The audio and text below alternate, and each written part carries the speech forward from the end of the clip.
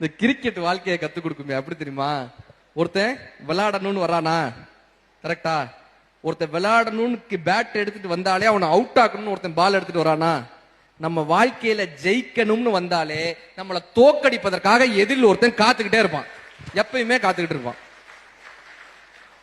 ரெண்டாவது என்னடான்னா, இவன் பேட் எடுத்துட்டு வர்றான், அவன் பவுலிங் போட வர்றான். கூட ஒரு 10 பேர் எதுக்கே வர்றாங்க?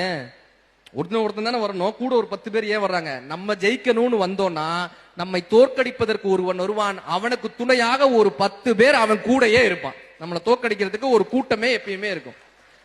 மூணாவது என்ன பண்ணா, இவன் பேட்டிங் போட வர்றான், இவன் பவுலிங் போடுறான், ஒரு 10 பேர் நின்றுட்டு இருக்கான். இவங்க தான் நம்மளை அவுட் ஆக்கணுமானா கிடையவே கிடையாது.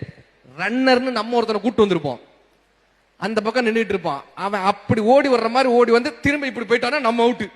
என்னடா அர்த்தம்னா, வாழ்க்கையில எதிரிகளிடம் மட்டுமல்ல நண்பர்களிடமும் ஜாக்கிரதையாக இருக்க வேண்டும் என்பதை கிரிக்கெட் கத்துக் கொடுக்குது. நாலாவது என்ன தெரியுமா? இந்த கூட்டம் இருக்கு பாரு, இந்த ஒரு ஆடியன்ஸ்னு ஒரு கூட்டம் இருக்கும்.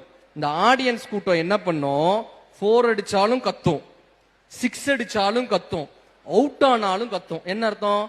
இந்த உலகம் வாழ்ந்தாலும் ஏசும், தாழ்ந்தாலும் ஏசும், எவன் ஒருவன் அதை கண்டுகொள்ளாமல் தன் வேலையில் கவனமா இருக்கிறானோ அவன் ஜெயிச்சிருவான். கடைசி விஷயம், ஒவ்வொரு பாலுமே அவனை அவுட் ஆக்கணும் தானே போடுறாங்க, பேட்ஸ்மேன் அவுட் ஆக்கணும் தானே ஒவ்வொரு பாலும் போடுறாங்க. ஒவ்வொரு நாளுமே நமக்கான சோதனைக்காகத்தான் கடத்தப்படுகிறது. எவன் ஒருவன் தன்னம்பிக்கை என்கிற பேட்டை கொண்டு அந்த நாளை சந்திக்கிறானோ அவன் செஞ்சுரியை நோக்கி போவான்னு கிரிக்கெட் நம்ம கத்து கொடுத்து போதியா. ரொம்ப சிம்பிள். வாழ்க்கைய விளையாட்டிலிருந்து எடுத்துக்கணும், வாழ்க்கையவே விளையாட்டாக எடுத்துக்கணும்.